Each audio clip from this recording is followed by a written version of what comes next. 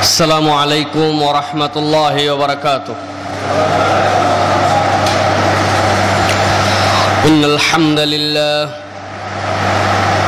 لله نحمده ونستعينه ونستغفره ونؤمن به ونتوكل عليه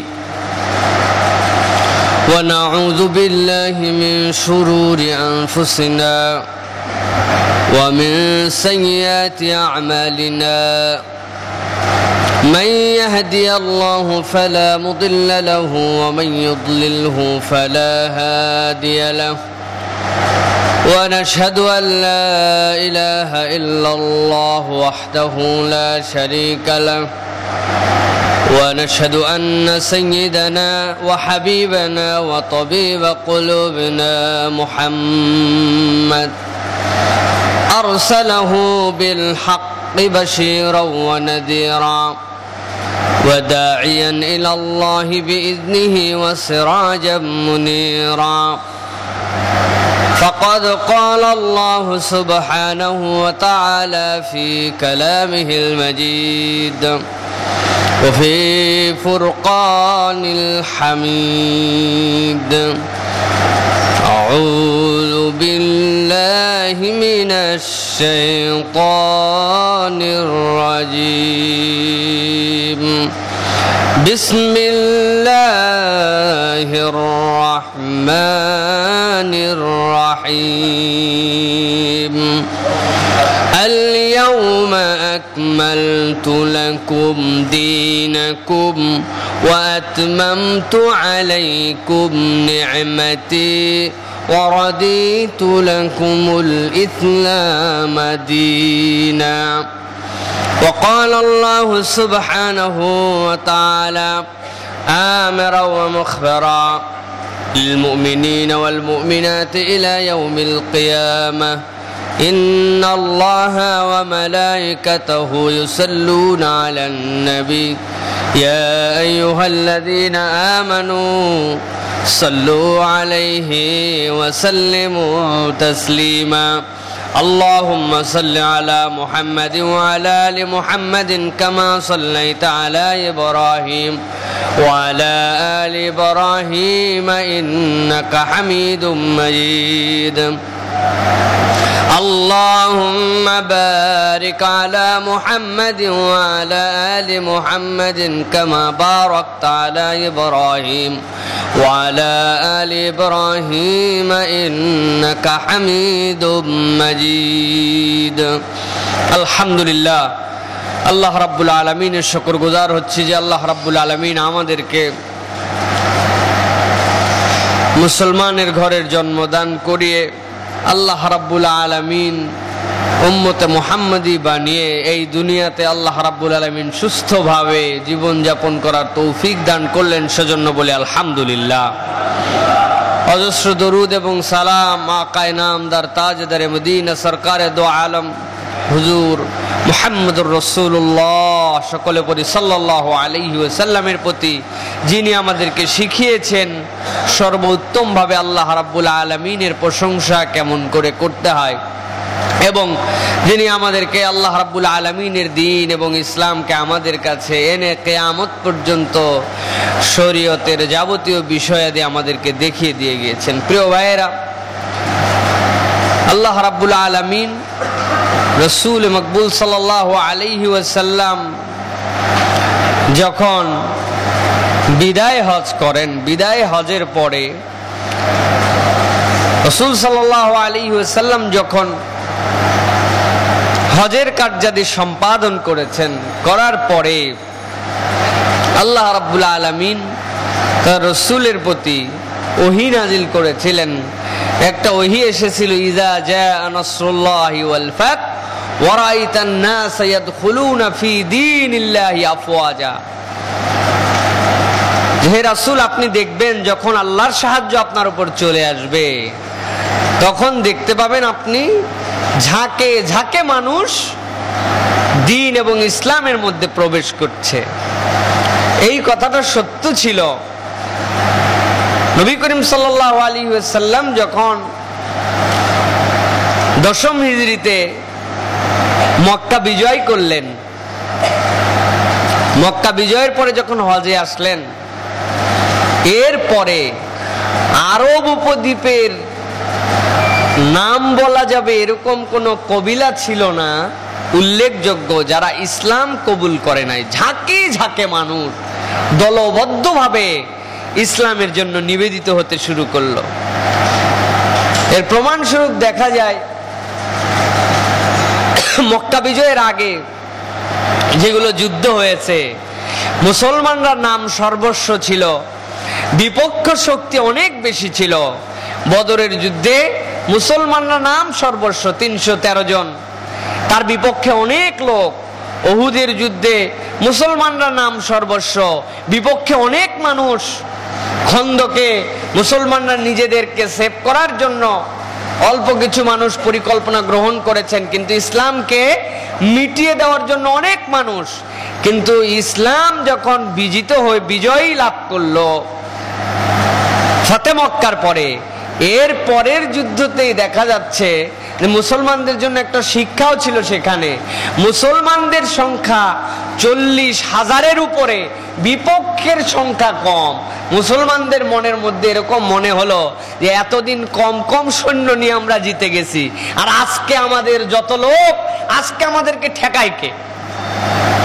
এই কথা চিন্তা করার পরে সেই যুদ্ধেও প্রাথমিকভাবে উহুদের যুদ্ধের মতো মুসলমানদের পরাজয় হয়েছিল, তারপরে আবার মুসলমানরা জিতেছিল। প্রিয় ভাইয়েরা, এই ব্যাকগ্রাউন্ড বলার উদ্দেশ্য, এর পরবর্তীতে আল্লাহ রাব্বুল আলামিন রাসূল সাল্লাল্লাহু আলাইহি ওয়াসাল্লামের প্রতি একটা আয়াতে কারিমা অবতীর্ণ করেন, যে আয়াতটা অনেকের ভাষ্য মতে আল্লাহ রাসূলের প্রতি শেষ ওহী।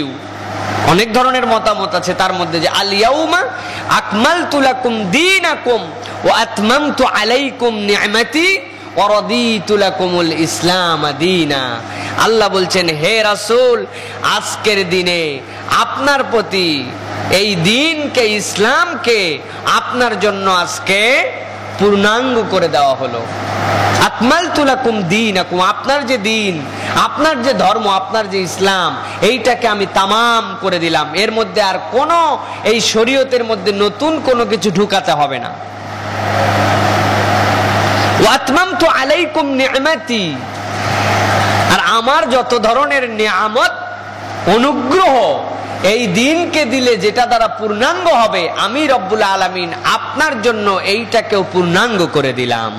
ওয়া রাদিতু লাকুমুল ইসলাম দীনা, এবং আমি রব্বুল আলামিন এই দিনের উপর সন্তুষ্ট হয়ে গেলাম। আপনার পরে আর কোনো নবী রাসূল আসবে না, আপনার পরে আর কোনো শরীয়ত দরকার নাই। কিয়ামত পর্যন্ত এই শরীয়তের উপরে মানুষ দায়েম এবং কায়েম থাকবে। সুবহানাল্লাহি বিহামদি। প্রিয় ভাইয়েরা, এই আয়াতগুলি যখন অবতীর্ণ হলো, স্বাভাবিকভাবে কোনো একটা সফল অনুষ্ঠান শেষ হলে, কোনো একটা প্রোগ্রাম, কোনো একটা ব্যক্তির যদি একটা মিশনকে তার হাই অথরিটির থেকে বলে যে আপনার জন্য যে আমি প্রজেক্ট দিয়েছিলাম, আপনি প্রজেক্টটা সুসম্পন্ন করেছেন, আপনার বিল থেকে শুরু করে সব কিছু সুন্দরভাবে পেমেন্ট দিয়ে দেওয়া হলো, এবং আপনি যে প্রজেক্টের জন্য 100 বছর মেয়াদি যে কাজের গ্যারান্টিযুক্ত কাজ করেছেন, এইটাও আমাদের কর্তৃপক্ষ থেকে এটা মেনে নেওয়া হলো, আমরা খুশি। দেখা যায় এরপরে ওই প্রজেক্টের যিনি ইঞ্জিনিয়ার, ওই প্রজেক্টের যিনি কন্ট্রাক্টর, উনি সবাইকে মিষ্টি মুখ করায় যে আমাদের খুশি, আমরা যে কাজ করছি এই কাজের সার্টিফিকেট পাওয়া গেছে। সাহাবায়ে কেরামও এই আয়াত আসার পর খুশি ছিলেন, খুশি হয়ে গেলেন তারা। কিন্তু আবু বকর সিদ্দিক রাদিয়াল্লাহু তাআলা আনহু, তিনি এই আয়াত আসার পরে কাঁদতে শুরু করলেন। সাহাবায়ে কেরাম বললেন, আবু বকর সিদ্দিকের মন নরম আমরা জানি, রাসূলের প্রতি তার দরদ সবচেয়ে বেশি, এইটাও জানি। আল্লাহ রাসূল এই কথাও বলেছেন যে আল্লাহ ছাড়া আমি যদি কাউকে বন্ধু হিসাবে গ্রহণ করতাম, তাহলে অবশ্যই আমি আবু বকরকে বন্ধু হিসাবে নিতাম, সে আমার এত মহাব্বতের। কিন্তু আজকের এরকম আনন্দের সময় আবু বকর সিদ্দিক রাদিয়াল্লাহু তাআলা আনহু যে কান্নাকাটি করছেন, এইটা একটু বাড়াবাড়ি। কিন্তু আবু বকর সিদ্দিক রাদিয়াল্লাহু তাআলা আনহু কান্নাকাটি করার পরে যখন ব্যাখ্যা করলেন যে আমি তো এমনি কাঁদছি না, আমার দৃষ্টিভঙ্গিতে আমি দেখতে পাচ্ছি যখন কোনো একটা মিশন, কোনো একটা রাসূলের দাওয়াতের কার্যক্রম শেষ হয়, আল্লাহ রাব্বুল আলামিনের সুন্নাত অনুযায়ী ওই রাসূলকে আল্লাহ রাব্বুল আলামিন দুনিয়াবাসীর জন্য আর রাখেন না, তাকে আল্লাহ রাব্বুল আলামিন তার রফিকুল উলা, তার মহান সাথীর সাথে মিলিয়ে দুনিয়া থেকে তুলে নেন। আমার ভয় হচ্ছে যে আমাদের রাসূল মনে হয় আমাদের মাঝে আর বেশি দিন থাকবেন না। এই কথা যখন আবু বকর সিদ্দিক রাদিয়াল্লাহু তাআলা আনহু বললেন, তখন অন্য সাহাবায়ে কেরামরা অনুভব করলেন যে কথাটা সত্য। এরপরে অন্য সাহাবাদের মনের মধ্যেও দাগ কাটলো, তারাও কাঁদতে শুরু করলেন। প্রিয় ভাইয়েরা, আল্লাহ রাব্বুল আলামিন আপনার আমার জন্য যেই রাসূলের মাধ্যমে একটা দ্বীন দিলেন, আপনার আমার জন্য যে রাসূলের মাধ্যমে একটা জীবন ব্যবস্থা দান করলেন, সেই জীবন ব্যবস্থার নাম হচ্ছে ইসলাম। জীবন ব্যবস্থার নাম কি? ইসলাম। আমাদেরকে বুঝতে হবে যে ইসলাম কোনো কেবলমাত্র কতকগুলি ইবাদতের নাম নয়।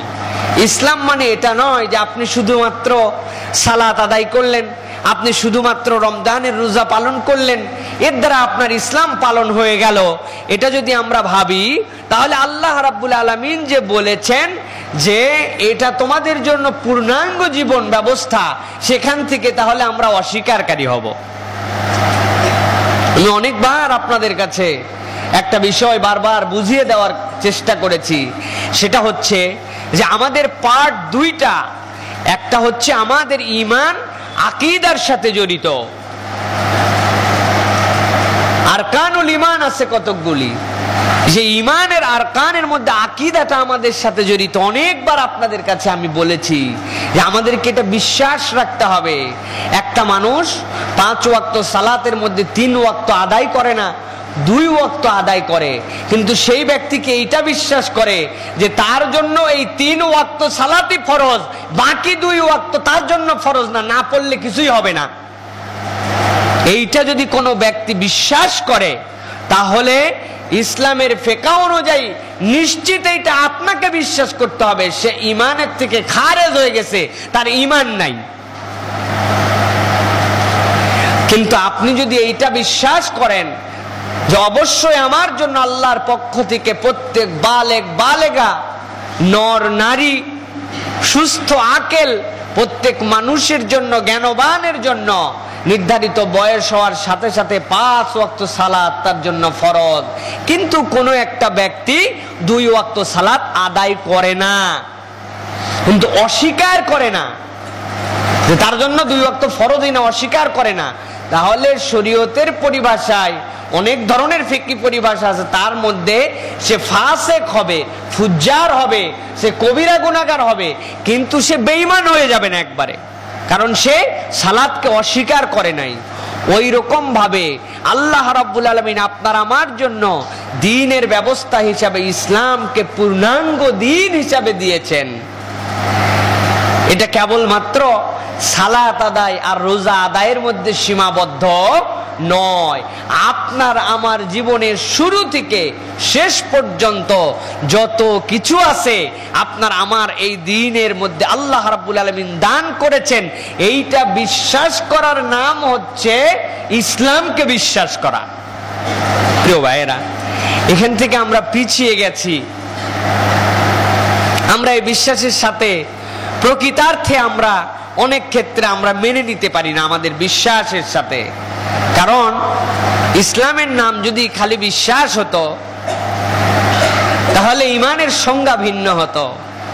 ঈমানের সংজ্ঞা যেরকম আপনার তাসদীক বিল জিনান, আপনার জন্য আপনি অন্তরের মধ্যে বিশ্বাস করবেন, ইকরার বিল লিসান, আপনি মুখ দ্বারা সেটা স্বীকৃতি দিবেন, আমল বিল আরকান, ইসলামের যে দায়িত্ব আছে সেইটার দ্বারা আপনি পূর্ণাঙ্গভাবে কাজ করবেন।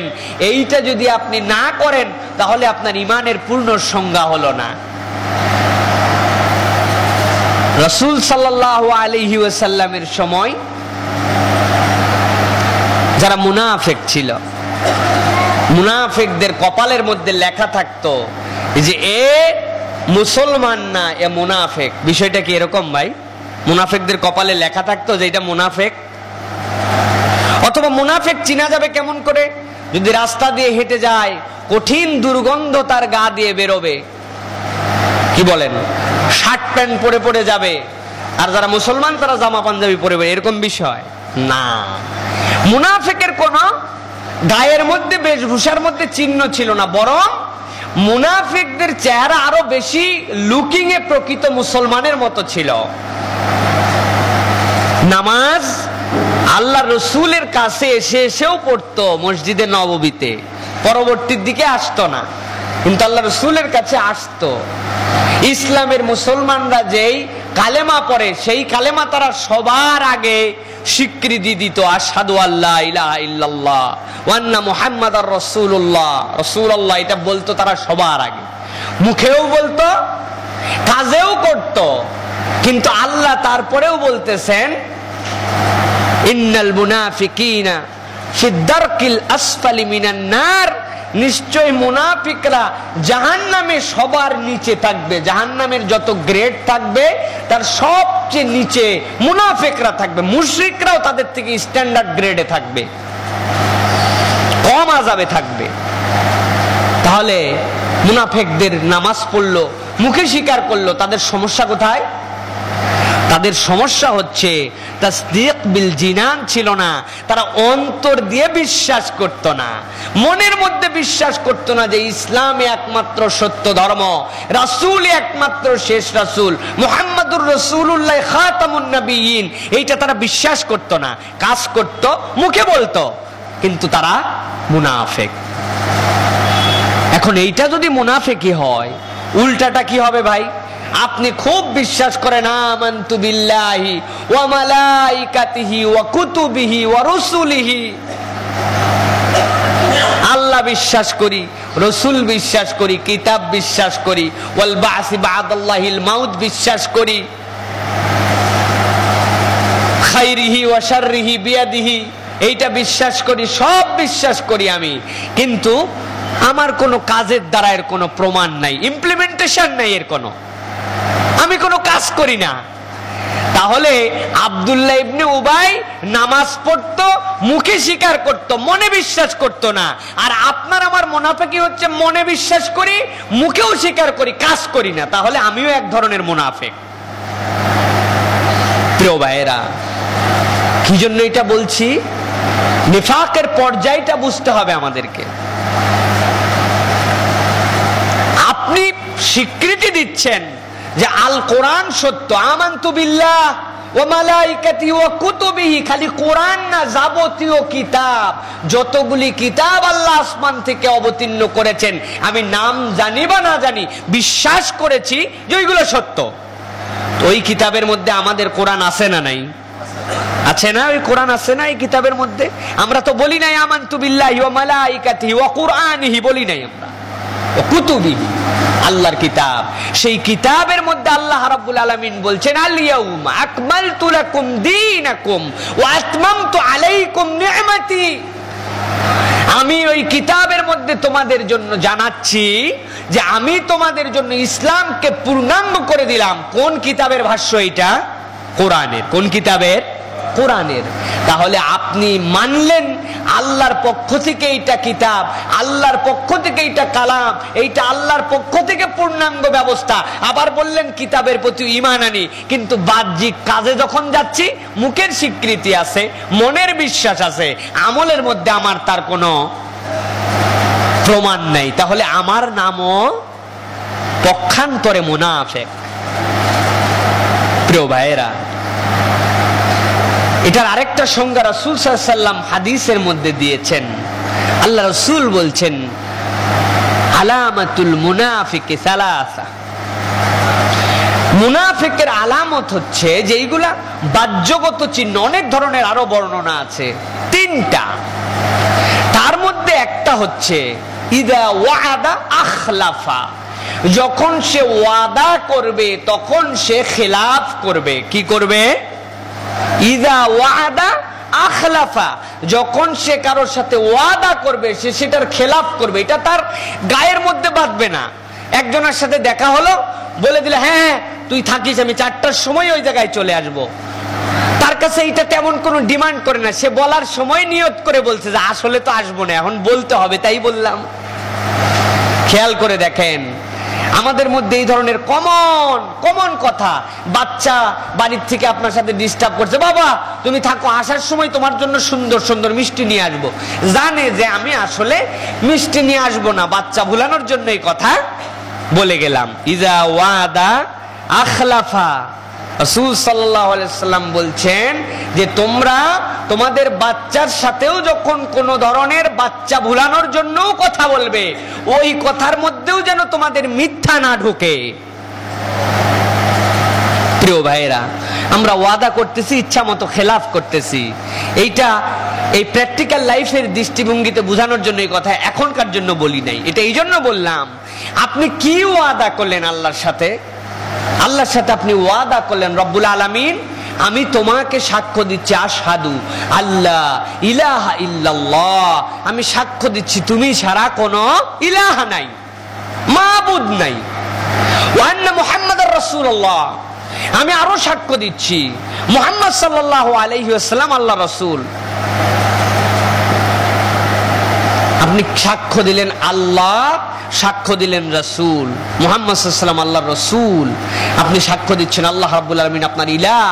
এরপর আপনি সাক্ষ্য দিচ্ছেন যে আমানতু বিল্লাহি ওয়া মালাইকাতিহি ওয়া কুতুবি, আপনি সব সাক্ষ্য দিলেন, ওয়াদা করলেন আল্লাহ তোমার কিতাব মেনে নিলাম।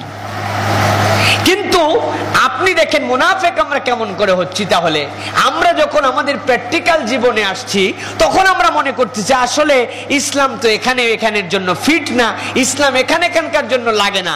তাহলে মুনাফিকের যে নিফাকির বর্ণনা আল্লাহ রাসূল কোরআনের থেকে ইঙ্গিত করে আপনার আমার জন্য হাদিসের মধ্যে দিলেন, ইদা ওয়াদা আখলাফা, তাহলে আপনি আল্লাহর কাছে ইকরার দিলেন, কিন্তু আপনার বাহ্যিক জীবনে মিল নাই। তাহলে আমরা কিন্তু রাসূলের এই হাদিসের আলোকেও মুনাফিক হয়ে যাচ্ছি। প্রিয় ভাইয়েরা, এই জন্য এই বিষয়গুলো থেকে আমাদেরকে বেরিয়ে আসতে হবে, আমাদেরকে বিশ্বাস করতে হবে যে ইসলামই একমাত্র পূর্ণাঙ্গ আমাদের জন্য জীবন ব্যবস্থা। আমি আপনাদের কাছে এর উপরে অনেক ডিটেইলস আলোচনা করা যাবে, কিন্তু আপনাদের মুহররমের মধ্যে জুমা হিসাবে, আপনাদের নতুন বছরের জুমা হিসাবে আমি আপনাদের কাছে এইটা বলতে চাই যে এই বিষয়গুলো হচ্ছে আমাদের আরকানুল ঈমান, ঈমানের যে আমাদের রোকন আছে, এই রোকনের অংশ। এইগুলো যদি আমরা পূর্ণাঙ্গভাবে বিশ্বাস না করি, এইগুলো যদি আমাদের কনসেপ্টে আকীদাতে আমরা যদি ক্লিয়ার না করি, তাহলে আমাদের জন্য ঝামেলা আছে। আমাদের আকীদা পরিষ্কার না, আমরা আরকানুল ঈমান জানি না, অনেক আবেগ, অনেক বড় ভালো মানুষ, কিন্তু ঈমান ঠিক মতো বোঝে না। প্রিয় ভাইয়েরা, খুব ঝামেলার বিষয় এইগুলা, কারণ এটা হচ্ছে আপনার বিশ্বাসের সাথে জড়িত। আপনার বিশ্বাসের মধ্যে যদি শিরক না থাকে, আপনার বিশ্বাসের মধ্যে যদি কনসেপচুয়ালি যদি আপনি একদম পরিষ্কার থাকেন, আপনার এই ঈমান যদি পূর্ণাঙ্গ হয়, তাহলে আপনার দুনিয়াবী জীবনে যত পাপ হোক না কেন, অন্যান্য আমলে যত ঘাটতি হোক না কেন, আপনার এই ঈমান যদি মজবুত থাকে, তাহলে এই ঈমানের কারণে আপনার জন্য কখনো কখনো মুক্তির একটা ব্যবস্থা হবে। কিন্তু আপনার যদি ঈমান পরিষ্কার না হয়, বিশ্বাস পরিষ্কার না হয়, তাহলে আপনার আমার জন্য ঝামেলা আছে। একজন আমাকে বলছেন ঈমানের বিষয়ে আলোচনার পর্যায়ে যে দেখেন, আপনাদের কাছে বলেছি মনে হয় এর আগেও, একটা মানুষ আল্লাহ রাব্বুল আলামিনের ইবাদত করতে করতে অনেক বড় ওলি হয়ে গেছেন। যদিও আমাদের দৃষ্টিভঙ্গিতে আমরা ওলির যে ডেফিনেশন দেই, এই ওলির ডেফিনেশন আল্লাহ রাব্বুল আলামিন খুব সহজ করে দিয়েছেন। আল্লাহ বলছেন যে তোমাদের মধ্যে সেই ওলি যে আল্লাহ রাব্বুল আলামিনকে ভয় করে, যে আল্লাহ রাব্বুল আলামিনকে ভয় করে, আল্লাহ বলছেন সেই ওলি। যদিও আমাদের বাংলাদেশিদের দৃষ্টিভঙ্গিতে আল্লাহর ওলি হওয়ার জন্য অনেক ধরনের ব্যাপার স্যাপার লাগে। কমসে কম একটা খানকা বানাতে হবে, সেইখানে কিছু পীর মুরিদি চালু হবে, মান্নত হবে, সেখানে রাত্রেবেলা জিকির হবে, দিনের বেলা জিকির হবে, বিভিন্ন ধরনের ভালো খারাপ মিশ্রিত কিছু হবে, এইগুলা সব চিন্তা করে আমরা মনে করছি এইগুলা কারবার যারা করবে ইনারাই খালি ওলি, উনাদের কিছু মুরিদ থাকবে। কিন্তু আল্লাহ রসুল কোরআনের মধ্যে দিয়ে জানাচ্ছেন না, এই ধরনের ওলির ডেফিনেশন কোরআনে নাই। কোরআনে আল্লাহ বলতেছেন সেই আল্লাহর ওলি যে আল্লাহ রাব্বুল আলামিনকে বেশি বেশি ভয় করে। আল্লাযীনা আমানু ওয়া হুম ইয়াত্তাকুন, ঈমান আনে আর আল্লাহকে ভয় করে, এরাই হচ্ছে আল্লাহর ওলি। সেই হিসাবে আমরা সবাই আল্লাহর ওলি, ঠিক কিনা বলেন? আলহামদুলিল্লাহ আমরা আল্লাহর ওলি, আমরা ঈমান আনছি, আল্লাহকে আমরা ভয় করছি। এই ক্ষেত্রে যে যত আল্লাহকে ভয় করবে সে তত বেশি আল্লাহর কাছাকাছি পৌঁছাবে। এখন আমাকে একজন বলতেছে উনি কামেল ওলি, উনি মারা গেছেন, আমি উনার মুরিদ ছিলাম। হুজুর বিশ্বাস করেন, আমি বিশ্বাস করি যে আল্লাহ রাব্বুল আলামিনই সবকিছু আমাকে দেন, সবকিছু করেন, কিন্তু আমি কি উনার কবরের কাছে যে এইটা বলতে পারবো না যে উনারা তো আল্লাহর ওলি মানুষ ছিলেন, যে হে আমার পীর সাহেব আপনি জানি এখন কিছু করার নাই, কিন্তু আপনি আল্লাহর ইবাদত করতে করতে অনেক আল্লাহর কাছাকাছি চলে গেছিলেন, এই জন্য আপনি আমার জন্য আল্লাহ রাব্বুল আলামিনের কাছে একটু সুপারিশ করেন। এটা কি বলতে পারবো কিনা? খুব ঠান্ডা মাথায় ভেবে দেখেন, আমরা অনেকেই ধরনের বিশ্বাস করি, আমরা অনেকেই ধরনের চিন্তা মাথার মধ্যে নিয়ে ঘোরাফেরা করি, এবং আমরা বলেও থাকি অনেক সময় বিভিন্ন বুজুর্গানে দিনের কবরের কাছে আমরা জিয়ারত করতে যাচ্ছি, যাওয়ার পরে আমরা তার জন্য সূরা ফাতিহা পড়তেছি, দরুদ শরীফ পড়তেছি, ইখলাস পড়তেছি, দোয়া করতেছি তার জন্য। তবে শেষমেশ একটু বলি, তবে আপনি বড় আল্লাহর ওলি, আপনি একটু আল্লাহ রাব্বুল আলামিনের কাছে বলেন আল্লাহ জানো আমাকে একটুখানি আমার দোকানের মধ্যে বরকত দান করে। কাকে বলতে বললো?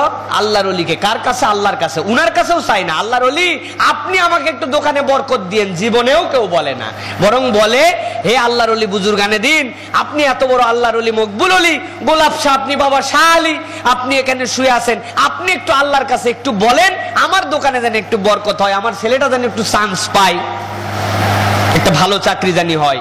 আমরা কেউ আল্লাহর ওলির কাছে চাই না, আমরা চাই উনাকে দিয়ে আল্লাহর কাছে একটুখানি চাই।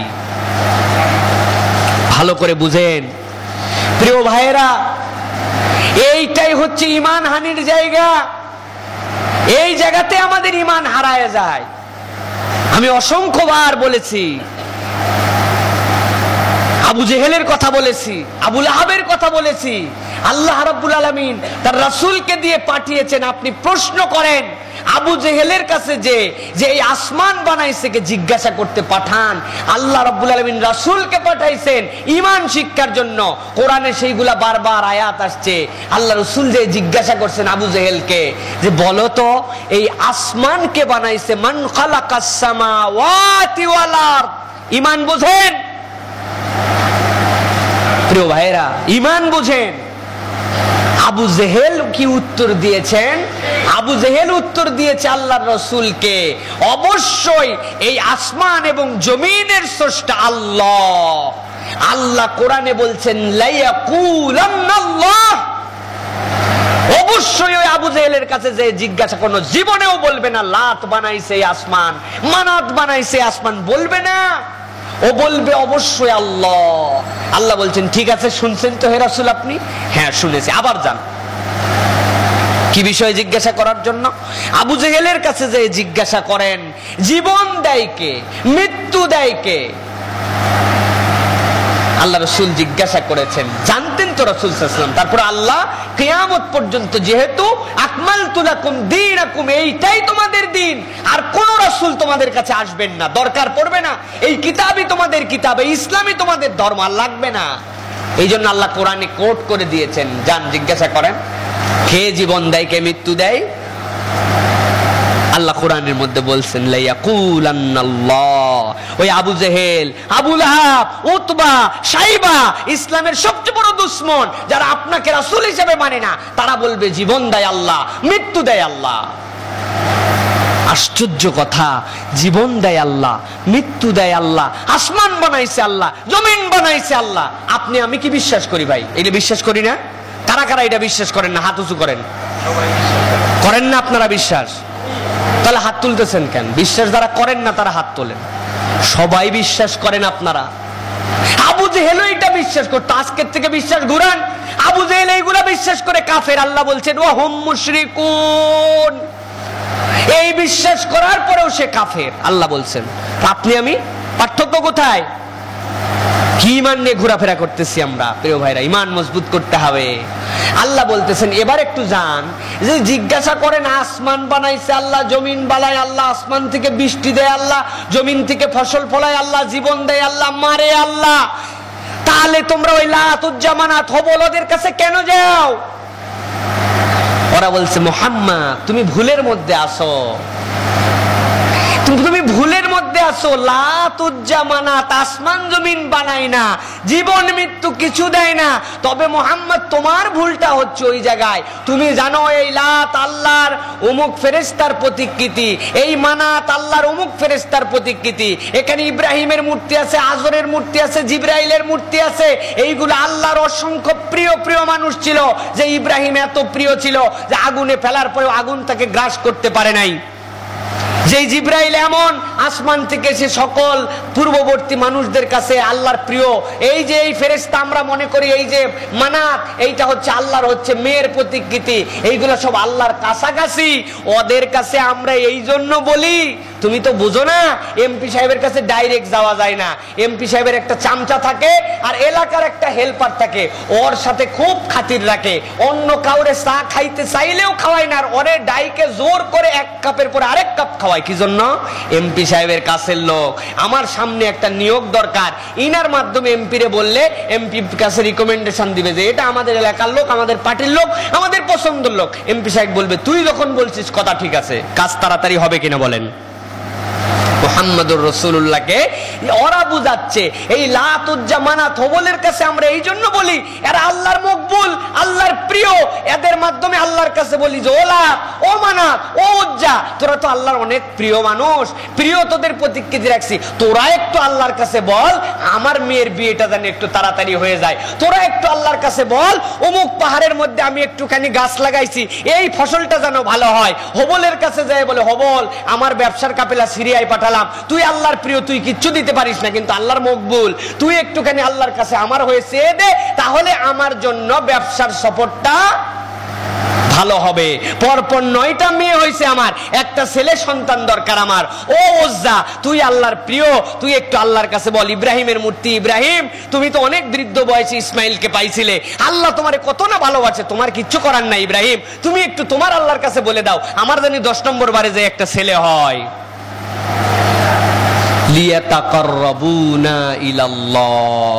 এরা কিছুই করতে পারে না, এরা একটু আল্লাহর কাছাকাছি আমাদেরকে পৌঁছায় দেয়, এই জন্য না এদের কাছে চাই। আল্লাহ বললেন ওয়াহুম মুশরিকুন, এই বিশ্বাসের কারণে আসমান বানাইছে আল্লাহ, জমিন বানাইছে আল্লাহ, জীবন দেয় আল্লাহ, মৃত্যু দেয় আল্লাহ, খাওয়ায় আল্লাহ, সব বিশ্বাস করার পরেও এই বিশ্বাস করার কারণে আমি আল্লাহ বলতেছি ওরা কাফের। আপনার আমার বিশ্বাস যদি এখন হয় ওলিয়া উলিয়ারা এটা দিতে পারে, এইটা করতে পারে, অমুকের মাধ্যমে চাইলে আমার এই কাজ হইতে পারে, জীবিত মৃত, তাহলে আপনার আমার আর ওই যে আবু জেহেল উতবা সাইবার মধ্যে কোনো পার্থক্য আছে? নাই। প্রিয় ভাইরা, আবু জেহেল উতবা সাইবা মসজিদে না এসে কাফের, সাথে ওই ইমানের কারণে, আর আপনি আমি ওই ইমান নিয়ে মসজিদে এসেও কাফের। এই দেশে এই ধরনের ইমানদারে ভরে যাচ্ছে এখন, মেকি ইমান। এই জন্য আকীদা বুঝে না, ইসলাম বুঝে না, সব ধরনের ওয়াজ আছে, দেশে আকীদার ওয়াজ নাই। কারণ এই ওয়াজ করলে চিন্তা করে আমার কোন শ্রেণীর মুসল্লি আছে, এই পার্টির মধ্যে পড়ে যায় কিনা, সে যে হুজুর যদি খারাপ হয়ে যায়, দরকার নাই বাবা, গল্প করো, ওয়াজ করো, সুর দাও, মানুষ খুশি থাক। ইমানের ওয়াজ দরকার। প্রিয় ভাইরা, ইমান বুঝান। আপনার আমার বাচ্চারা ইমান বুঝে না, কত অ্যালজেব্রার সূত্র মুখস্থ করে ফেলছে কিন্তু ইমান জানে না। এই জন্য বললাম আমাদের ইমান হচ্ছে ইসলামে একমাত্র পূর্ণাঙ্গ জীবন ব্যবস্থা। এই জীবন ব্যবস্থার সকল দিকের মধ্যে আছে, রাষ্ট্রনীতি থেকে সমাজনীতি, সমাজনীতি থেকে শুরু করে আপনার জীবন নীতি, জীবন নীতি থেকে শুরু করে আপনার সেই জন্মের থেকে মৃত্যু পর্যন্ত একজন মানুষের যা লাগবে সব ইসলামের মধ্যে আছে। এটা আপনাকে বিশ্বাস করতে হবে। বিশ্বাস করার পরে এখন আপনাকে কাজের জন্য প্র্যাকটিস করতে হবে। আপনি খুব বিশ্বাস করেন বিয়ের নীতি ইসলাম সুন্দর করে দিয়েছে, কোনটুকু? বিয়ের নীতি হচ্ছে ছেলের কাছে যাই জিজ্ঞাসা করবেন 1 কোটি 1 লক্ষ 1000 101 টাকা 1 পয়সা দেন মোহরে অমুক গ্রামের তুমুকের সাথে তোমার বিয়ে দেওয়া হলো, তুমি কি রাজি আছো? 2-3 বার ঠেলা মেলার পরে মেয়ে বলল কবুল আলহামদুলিল্লাহ, ছেলেও বলল কবুল আলহামদুলিল্লাহ। এই কবুল আলহামদুলিল্লাহ ইসলাম আমাদের কাছে আছে বিয়েতে। এর আগের ইসলাম নেই, এর পরের ইসলাম নেই। এর আগেরটা খ্রিস্টানদের, মধ্যেরটা হিন্দুদের, শেষেরটা ইহুদিদের। রাগ করলেন আপনারা? রাগ করলে কিচ্ছু করার নাই। আল্লাহ রাসূল বলছেন ইজা ওয়াদা আখলাফা, মুনাফিক যে হবে ওয়াদা করবে ভেঙে ফেলবে। আপনি বলছেন আমানতু বিল্লাহ ওয়া মালাইকাতি ওয়া কুতুবিহি, এই কিতাবের সব বিশ্বাস আমি মানি, আপনার ছেলের বিয়ে দেওয়ার সময় আপনি মানেন না। আল্লাহ রাসূল বলছেন এটা মুনাফিক। জায়গা কোথায়? আদ-দারকুল আসফালি মিনান নার। আবু জেহেল আপনার অনেক উপরে শান্তিতে থাকবে, আবুল হাব অনেক উপরে থাকবে, শান্তিতে থাকবে। শান্তি কোন সেন্সে? জাহান্নামের আযাবের দিক থেকে ওর কষ্টটা একটু কম হবে মুনাফিকের থেকে, কারণ আল্লাহ বলছেন মুনাফিক সবার নিচে যাবে। প্রিয় ভাইয়েরা, এই জন্য নিফাকের চরিত্র থেকে আমাদেরকে বের হতে হবে। ইসলাম যে পূর্ণাঙ্গ জীবন ব্যবস্থা, এইটা আমাদেরকে স্বীকার করতে হবে, এইটা আমাদেরকে রিয়ালাইজ করে আমাদেরকে বুঝাতে হবে। কি জন্য এটা বলতেছি? আকীদা সহি করার জন্য। সব ক্ষেত্রে আমাদের জীবন ব্যবস্থায় সবকিছু আমরা পূর্ণাঙ্গভাবে বাস্তবায়ন করে ফেলছে এটা আমরা বলতে পারি না, কিন্তু আমরা যেরকম স্বীকার করি 5 ওয়াক্ত আমাদের জন্য সালাত, কেউ একজন বলে দিল না 3 ওয়াক্ত আমার জন্য, কারণ আমি কঠিন পরিশ্রমী মানুষ, শেষ রাতের দিকে ঘুমাতে চাই, ওই সময় ইশার নামাজ হয় না, আর অনেক সকালবেলা উঠতে পারি না, ফজরের নামাজ আমার জন্য নাই, এটা যদি বিশ্বাস করে ও কাফের। কিন্তু সে বলছেন আমি পড়তে পারি না, চেষ্টা করবো ইনশাআল্লাহ। ভাই দোয়া করেন, আপনি তাকে তাগিদ করেন, কিন্তু সে স্বীকার করে 5 ওয়াক্ত নামাজ ইসলামে ফরজ, তাহলে তার ঈমান যাবে না। ওই রকম ইসলামকে আপনাকে বিশ্বাস করতে হবে যে এর মধ্যে আপনার জন্য সকল বিধিবিধান দেওয়া আছে। এর নাম হচ্ছে আমাদের আরকানুল ঈমান। 2 নম্বর একটা বিষয় বিশ্বাস করতে হবে, যেটা বলে শেষ করব আজকে, সেটা হচ্ছে রিসালাতের ক্ষেত্রে আমাদের ঈমানের শিরিক আছে, শিরিক বির রিসালা আছে। শিরিক বির রিসালা মানে কি? রিসালাত মানে হচ্ছে আল্লাহ রাসূলের প্রতি যে নবুয়ত আসছে। শিরিক বিত তাওহীদ যেরকম হয়, আল্লাহ রাব্বুল আলামিনের সাথে যেরকম শিরক হয়, ওইরকম রাসূলের রিসালাতের সাথে শিরিক আছে। যেমন কেউ যদি বিশ্বাস করে যে আমাদের ইসলাম আমরা যে মতবাদের মধ্যে আছে এইটাও ঠিক আছে, আবার কাদিয়ানীরা যে ইসলাম পালন করছে এইটাও ঠিক আছে, তাহলে সাথে সাথে তার ঈমান চলে যাবে। কারণ আমরা কি বিশ্বাস করি? আমাদের রাসূল হচ্ছেন খাতামুন নবিয়্যিন, ইমামুল মুরসালিন। খাতাম মানে কি? এই যে হাতের মধ্যে যে আংটি আছে, নবী করিম সাল্লাল্লাহু আলাইহি সাল্লামের কাছে আংটি ছিল, খাতামা দেওয়া হয়। একটা খামকে পুরোপুরি বন্ধ করে দেওয়ার পরে, পুরোপুরি সিল লাগানোর পরে গালা করে দেওয়া হয়, গালার উপরে আবার একটা পয়সা দিয়ে শাপলার চিহ্ন, বাংলাদেশের চিহ্ন দিয়ে দিতে হয়, খাতাম দিয়ে দেওয়া হলো, সিল গেলা করা হলো। কেউ যদি খুলে তাহলে বোঝা যাবে যে এটা খোলা হয়েছিল কিনা। ওই রকম আল্লাহ রাসূলের ব্যাপারে বলা হচ্ছে তিনি খাতামুন নবিয়্যিন, তারপরে আর কোন নবী আসবে না, কোন রিসালাত থাকবে না। নতুন করে কেউ যদি নবীর দাবি করে সে মিথ্যাবাদী। যারা সেই নবীর দাবিকে স্বীকৃতি দিবে, মেনে নিবে, স্বীকার করবে, তারাও মুসলমান থেকে খারিজ হয়ে যাবে। সুতরাং মুসলমান বিশ্বাস করবে না রাসূলের পরে আর কোন শরীয়তের দরকার আছে। এটা আমাদের যদি কেউ বিশ্বাস করে তাহলে শিরক বির রিসালা হবে। 2 নম্বর, রাসূল সাল্লাল্লাহু আলাইহি ওয়াসাল্লামের সাথে শিরক। আমাদের মধ্যে অনেকে আছে, আমরা বিশ্বাস করি, আস্তাগফিরুল্লাহ আযীম, অনেকে বিশ্বাস করে এরকম যে নবী করিম সাল্লাল্লাহু আলাইহি ওয়াসাল্লাম বোধহয় সব জায়গায় হাজের নাজের, অনেকে এটা বিশ্বাস করে। এটা শিরক বির রিসালা, এই বিশ্বাস একমাত্র আল্লাহ রাব্বুল আলামিন সব জায়গায় হাজের নাজের। তাজিয়া হচ্ছে, জশ্নে জুলুস হচ্ছে, পাশে একটা পীর সাহেব এক পাশে, আরেক পাশে একটা সুন্দর চেয়ার সাজায় রাখছে জরিমরি লাগায় দিয়া। কি জন্য? কয় এই জশ্নে জুলুস হলে আল্লাহ রাসূল এসে এখানে বসে পড়বে। নাউজুবিল্লাহ বলেন। এটা যদি কেউ বিশ্বাস করে তার ঈমান থাকবে না। এই আকীদার লোক বাংলাদেশে বাড়তেছে। কতক কতক ছেলে পেলে ইয়াং মেনরা তারা নিজেরা ফ্যাশন মনে করে, আনন্দ বিনোদন মনে করে সেইটার সাথে যোগ দিচ্ছে, দিয়ে জশ্নে জুলুস করতেছে, করে মনে করতেছে ওরা যা বিশ্বাস করে করুক না করুক, আমি তো এইটার সাথে না, আমি এমনি আনন্দের মধ্যে হই হুল্লোড়ের মধ্যে আছে। জি না, গত জুমায় বলেছি যে যে কওমের সাথে তাসাব্বু রাখবে আল্লাহ রাসূল বলছেন ফাহুয়া মিনহুম, সে তাদের মধ্যে অন্তর্ভুক্ত হবে। আপনি আমি এইটা করতে পারি না। আল্লাহ রাসূলের মর্যাদা আছে, কিন্তু তার মানে আল্লাহ রাসূল হাজির নাজির না, একমাত্র হাজির এবং নাজির আল্লাহ। এটা আমাদের ঈমান প্রিয় ভাইরা, এইটা বিশ্বাস রাখতে হবে। অনেক ক্ষেত্রে আমরা দেখি, বেশিরভাগ ক্ষেত্রে ঈমান আমাদের মধ্যে নাই আলহামদুলিল্লাহ, তারপর অনেক সময় করা হয়। সব সময় বসে বসে দরুদ সালাম পড়তেছি, মিলাদ মাহফিল অনেক জায়গায় হয়, যখনই কিয়াম করা হয় ইয়া নবী সালামু আলাইকা বলা হয়, সাথে সাথে সবাই দাঁড়ায় গেল।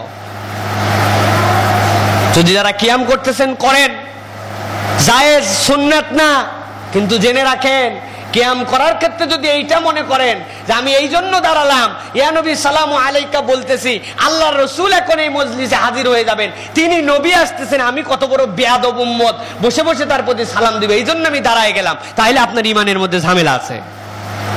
এটাকে আমরা বিশ্বাস করি নাকি? না, আমাদের বিশ্বাস এইটা না। রাসূল সাল্লাল্লাহু আলাইহি ওয়াসাল্লাম হাজির নাজির না। আমরা সালাম পড়লে, দরুদ পড়লে, আল্লাহ রাসূল সাল্লাল্লাহু আলাইহি ওয়াসাল্লাম হাদিসের মধ্যে বলছেন আল্লাহ এমন ফেরেশতা নিয়োগ করে রেখেছেন যে এই ফেরেশতা ওই দরুদ এবং সালামকে নিয়ে তৎক্ষণাৎ তার নাম, তার পিতার নাম সহ রাসূলের সেই নববীতে, রাসূল সাল্লাল্লাহু আলাইহি ওয়াসাল্লামের কবরে সেটা পৌঁছায় দেয়। সুবহানাল্লাহি ওয়া বিহামদিহি।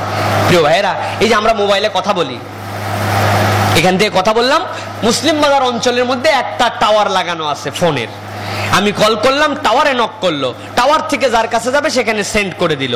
টাওয়ার আছে না ভাই? এখন কি এই মোবাইলের জন্য কি প্রত্যেকের ঘরে ঘরে পকেটে পকেটে একটা করে টাওয়ার লাগে নাকি? না, একটা সেন্ট্রালি টাওয়ার থাকে। ওই রকম আল্লাহ রাসূলের কাছে আল্লাহ এরকম টাওয়ার সদৃশ ফেরেশতা রেখেছেন, দুনিয়ার যে প্রান্তে যে যেখানে দরুদ পড়বে আল্লাহ রাসূলের কাছে সেই দরুদ পৌঁছায় দেওয়া হয়। সুবহানাল্লাহি ওয়া বিহামদিহি। প্রিয় ভাই, রাসূলকে আসতে হয় না তার জন্য, এটা আমাদের ঈমান, এটা আমাদেরকে বিশ্বাস করতে হবে। 3 নম্বর আরেকটা বিষয় আমাদের মধ্যে আছে, সেইটা নিয়ে অনেক ডিবেট, অনেক ধরনের। সবচেয়ে বড় কথা ভাই, ওই বিষয়গুলো নিয়ে বিতর্ক না করা ভালো, যে এই বিষয়গুলো আল্লাহ রাব্বুল আলামিন কবরে যাওয়ার পরে জিজ্ঞাসা করবেন না। ওই বিষয়গুলো নিয়ে কথা না বলা ভালো, ওই প্রস্তুতি নেওয়া ভালো বুদ্ধিমান ছাত্রের জন্য, যে বাবা কি হবে না হবে জানি না, প্রথম সাময়িক পরীক্ষাই হোক আর যাই হোক, যেহেতু পুরা বই আমাদের ক্লাসের জন্য নির্ধারণ করেছে, বাংলা একটা বই ক্লাস 5 এর জন্য পুরাটাই নির্ধারিত, যে এই বাংলা বই 10টা গদ্য 10টা পদ্য আছে। উনি প্রথম সাময়িক পরীক্ষা চিন্তা করতেছে, প্রথম সাময়িক পরীক্ষা 3য় অধ্যায় পর্যন্ত 10টা অধ্যায় আছে, প্রথম সাময়িক পরীক্ষা 3য় অধ্যায়। উনি এত বুদ্ধিমান ছাত্র, উনি চিন্তা করছে না বাবা আমি কোনো রিস্কের মধ্যে নাই, যেহেতু এটা 7ম শ্রেণী বইয়ের উপরে লেখা আছে পুরা, অতএব 3য় অধ্যায় না গোটা বই ওই পড়তেছে। এটা কি বুদ্ধিমান ছাত্র? এটা বোকা ছাত্র। সিলেবাস 3 অধ্যায় পর্যন্ত বেশি বুদ্ধি কাটায় পুরা পড়তেছে, দেখবেন ওই পুরাটা পড়তে যাই ওর প্রথম সময় পরীক্ষা খারাপ হবে। আল্লাহ রাব্বুল আলামিন যে পর্যন্ত সিলেবাস দিবেন এর বাইরে আপনার আমার ভাবার দরকার নাই।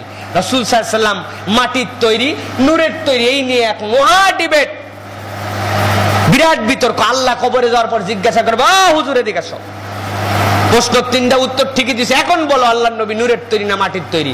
আপনি তো তখন চিন্তা করছেন যাই হায় হায় প্রস্তুতি নিয়ে আসা হয় নাই। জি না, আল্লাহ এটা জিজ্ঞাসা করবে না। তবে এটাও আমাদের ঈমানের সাথে জড়িত।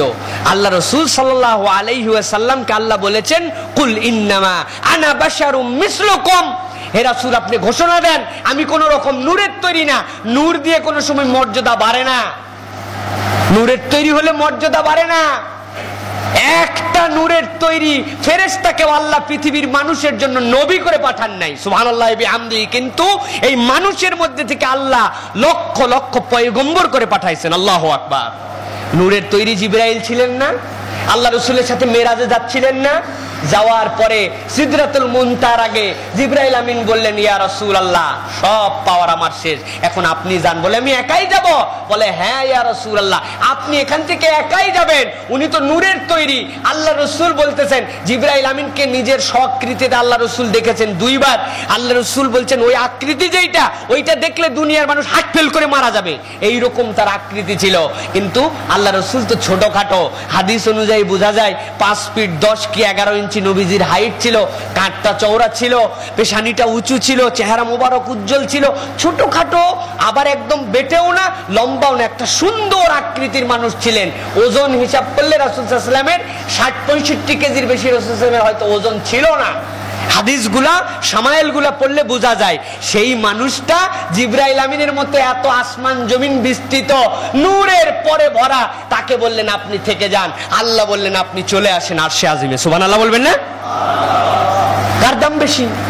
আপনি নূর দিয়ে কি বুঝাতে চান? আপনি এইটা নিয়ে একটা ফিতনা, রাসূল নূরের তৈরি বুঝাতে। আল্লাহ বলছেন, কুল ইন্নামা আনা বাশারুম মিথলুকুম, তবে তোমার আমার মতো এইরকম মফিজ সবুল্লাহ মানুষ রাসূলুল্লাহ না। আল্লাহু আকবার। ইউহা ইলাইয়া, আমি বাশার, তবে তোমাদের মতো এইরকম না, পাপিষ্ঠ, নিকৃষ্ট, গুনাহগার এইরকম না, আগের গুনাহ পরের গুনাহ সব মাপ, ঘুমালেও যার ওযু যায় না সেই রকম মানুষ আমি, যার প্রতি আল্লাহ রাব্বুল আলামিন কোরআন অবতীর্ণ করেন। সুবহানাল্লাহি ওয়া বিহামদিহি। আপনি আবার বলেন না জানি রাসূল আমাদের মতোই মানুষ, এইরকম বলেন না। মানুষ আমাদের মতো না, তিনি মানুষ, মানবীয় গুণে মানুষ তিনি, কিন্তু তার প্রতি ওহী আসে। পাথর দিয়ে উদাহরণ দেওয়া হয়, রাস্তার পাথরও পাথর, ইয়াকুত পাথরও পাথর। হ্যাঁ, এক ট্রাকের দাম 6000 আর এই যে এইটুকুর দাম হচ্ছে 11000, দুইটাই পাথর। হ্যাঁ, কি মনে করেন? জি না, দুইটা পাথরের মধ্যে পার্থক্য আছে। সুতরাং ঈমান মজবুত করতে হবে প্রিয় ভাইয়েরা, ঈমান মজবুত করতে হবে আমাদেরকে। আমলের আগে ঈমানকে ঠিক করতে হবে, তারপরে আমলে আমাদেরকে রূপান্তরিত করতে হবে। কারণ আল্লাহ রাব্বুল আলামিন বলেছেন, ওয়াবাশশিরিল্লাযীনা আমানু ওয়া আমিলুস সলিহাত, হে রাসূল আপনি খবর দেন, সুসংবাদ দেন, যারা ঈমান আনে তারপরে আমল করতে শুরু করে। আপনার ঈমানই মজবুত না, আপনি ঠিকমতো আকীদা, আপনার বিশ্বাস অগড়বগড়, সব উল্টাপাল্টা, আপনি বিরাট নামাজি, আপনার জন্য ভয়ঙ্কর সমস্যা হবে। এই জন্য ঈমান, আকীদা আর কানুল ঈমান আমাদেরকে জানতে হবে। আল্লাহ রাব্বুল আলামিন আমাদেরকে ঈমান জানা বুঝার যোগ্যতা দান করেন। সকলে বলেন আল্লাহুম্মা আমিন। আল্লাহ রাব্বুল আলামিন আমাদের ঈমানের মধ্যে শিরক মুক্ত ঈমান আমাদেরকে দান করেন। সকলে বলেন আল্লাহুম্মা আমিন। ওয়া আখিরু দাওয়ানা আলহামদুলিল্লাহি রাব্বিল আলামিন। আসসালামু আলাইকুম ওয়া রাহমাতুল্লাহি ওয়া বারাকাতুহু।